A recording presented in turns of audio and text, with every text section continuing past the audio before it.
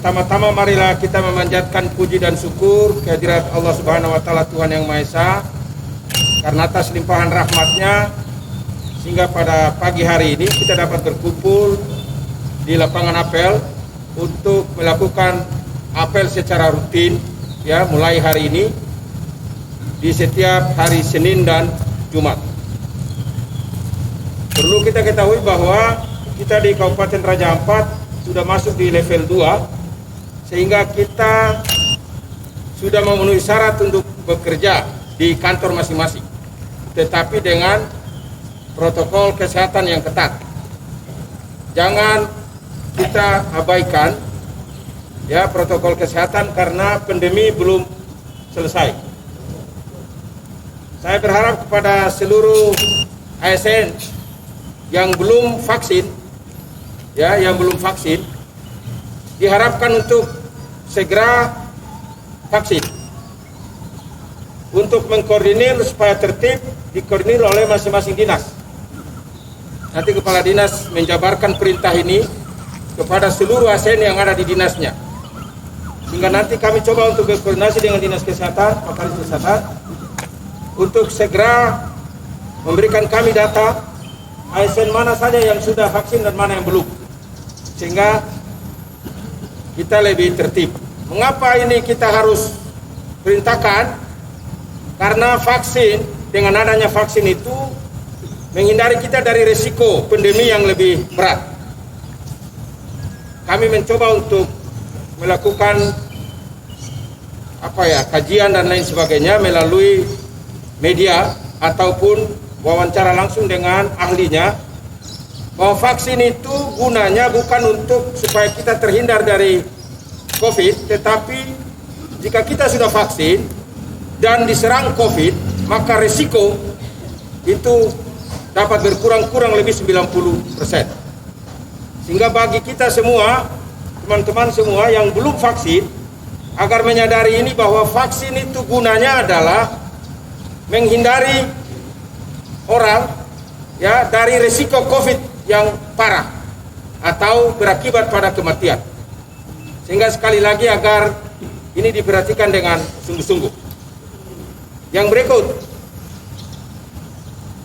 saat ini kalau saya tidak salah hari ini penutupan pendaftaran untuk seleksi eselon 3. Jangan pernah menganggap remeh seleksi ini, karena bagi mereka yang tidak mendaftarkan diri dengan sengaja, maka dianggap mengundurkan diri sebagai pejabat eselon 3. Daftarkan saja, nanti pansel yang akan menilai apakah Anda memenuhi syarat administrasi atau lulus seleksi administrasi atau tidak. Jika Anda sudah terdaftar tetapi tidak lulus seleksi administrasi, itu menjadi pertimbangan.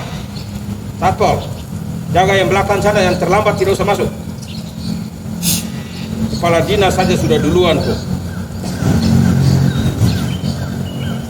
Pimpinan OPD saja sudah ada di depan berjemur panas, tetapi ada staf yang datang berleha-leha saja. Ini etika kita di mana ini? Memang saat ini banyak hal yang harus diperbaiki. Ya, saya kembali ke vaksin tadi. Sekali lagi saya himbau ya, bagi teman-teman adik-adik semua yang belum vaksin, diharapkan untuk vaksin karena manfaat dari vaksin itu cukup tinggi.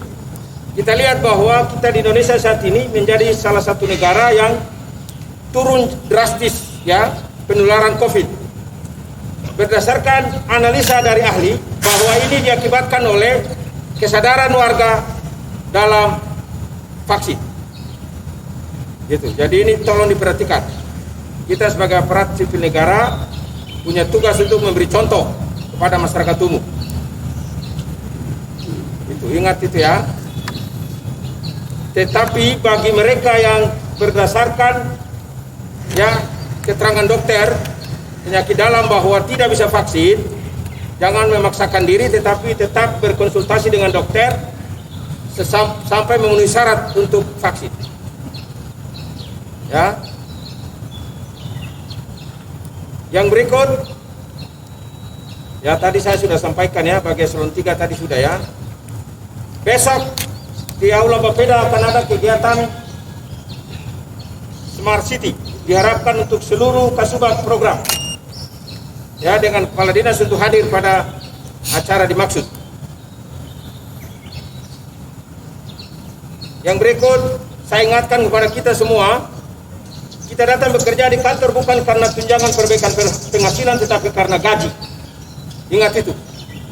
Jangan ada pendapat bahwa ini kami tidak mau masuk karena tidak ada TPP.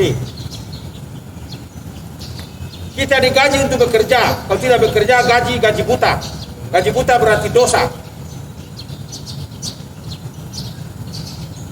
Diharapkan untuk seluruh pimpinan OPD mendisiplinkan pegawai di OPD-nya, karena tidak mungkin Bapak Bupati, Bapak Wakil, saya, para asisten untuk mengecek satu-satu. Kami hanya mengecek dari dinas ke dinas. Kita tahu bahwa Bapak Wakil Bupati ya diberi tugas untuk melakukan pengawasan, sehingga sewaktu-waktu beliau akan mengajak kami untuk melakukan inspeksi mendadak di OPD masing-masing.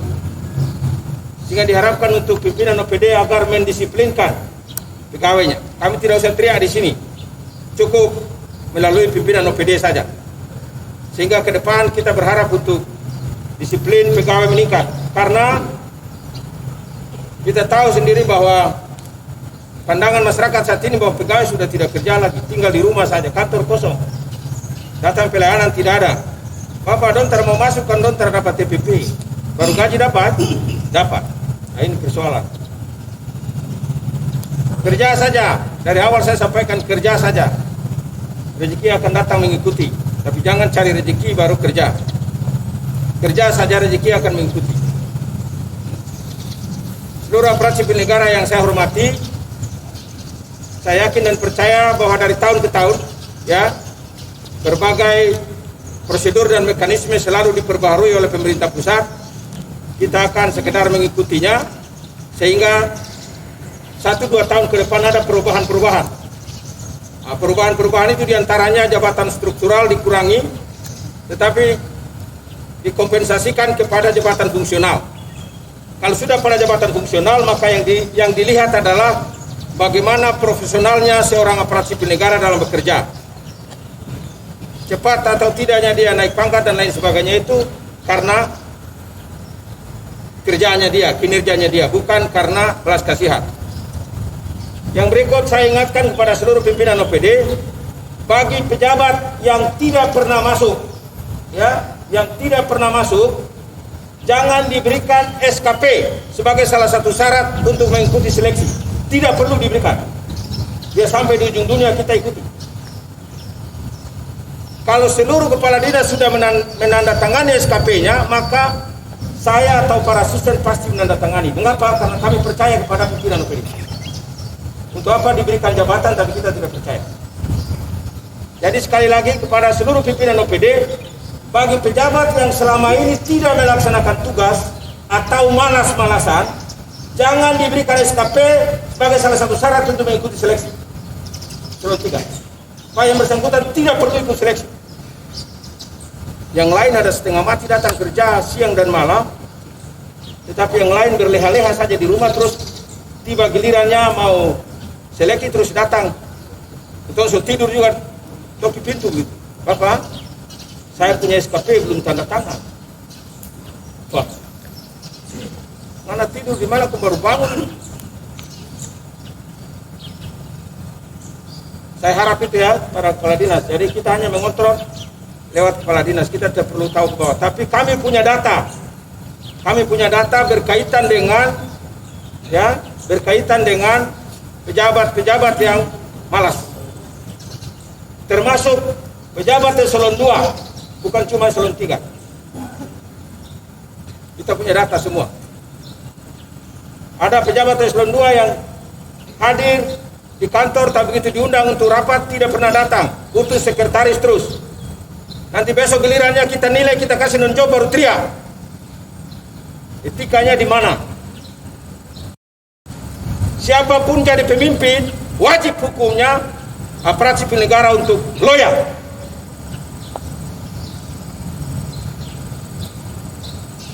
Aparat sipil negara yang merasa diri lebih tahu dan tinggal saja di kantor, tidak pernah ikut rapat, itu adalah mereka yang bobrok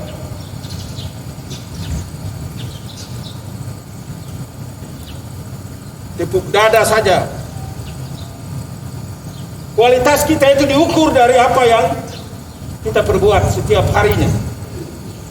Bukan tepuk dada, duduk di belakang terus cerita pimpinan. Tunggu saja, waktunya juga Anda akan memimpin lagi. Kalau Tuhan izinkan. Kalau Tuhan tidak izinkan, Anda berkoar sampai dunia kiamat. No. Kerja saja. Banyak contoh kita sudah lihat. Tidak perlu saya kasih contoh di sini. Figur-figur yang kita anggap menonjol, tiba-tiba jeblok, gitu. Jatuh, hilang, ditelan bumi. Karena apa? Kerja dengan hati. Kerja saja. Saya selalu ingatkan saudara-saudara semua di sini setiap saat. Di saat tampil apel, di saat saya ingat, manusia boleh salah menilai, Tuhan tidak. Tetesan keringat kita itu dengan ketulusan itu akan tercatat. Tanpa kita duga-duga datang berkah dari Tuhan. Kenapa? Karena kita bekerja dengan hati. Kerja saja. Saya harap ini diperhatikan dengan sungguh-sungguh.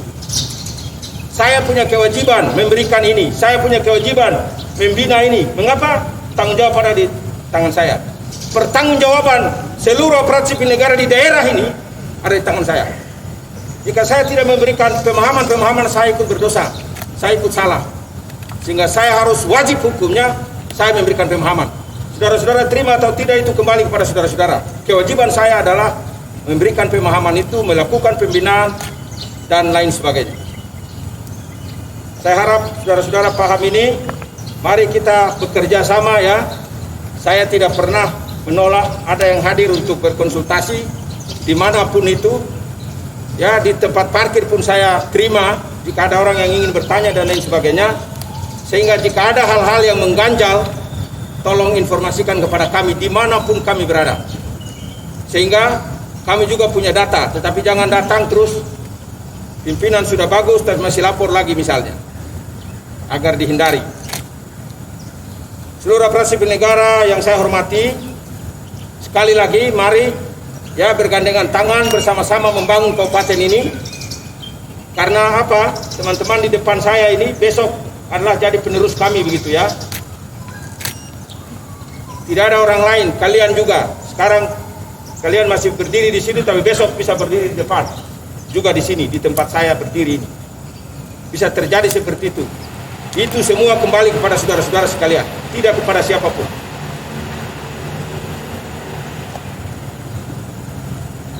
Seluruh pimpinan OPD diharapkan untuk jika meninggalkan WSI atau ada dinas keluar, tolong diinformasikan. Kalau tidak ke saya, bisa melalui asisten. Para asisten akan menandatangani surat perintah tugas apabila ada izin atau apabila ada informasi dari kami. Ada beberapa asisten yang saya berterima kasih. Begitu ada datang kepala dinas minta izin keluar, yang bersangkutan menelpon. Saya kira ada kepala dinas ini berangkat, bagaimana saya tanda tangan Pak? Ya silakan. Tidak ada larangan untuk itu, tetapi hal-hal yang penting saja yang bisa saudara lakukan. Yang terakhir untuk Bapeda, Keuangan, Dispenda, BP2RD ya. Mana lagi? Kepegawaian.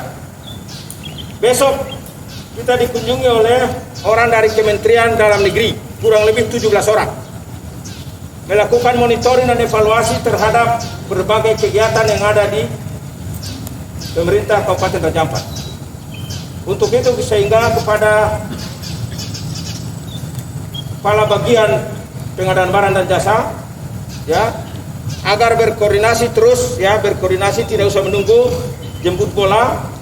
Bagi OPD-OPD yang sampai detik ini kegiatannya belum ditayang, agar segera dilakukan pendekatan-pendekatan dan percepatan-percepatan sehingga semuanya bisa berjalan sebagaimana mestinya.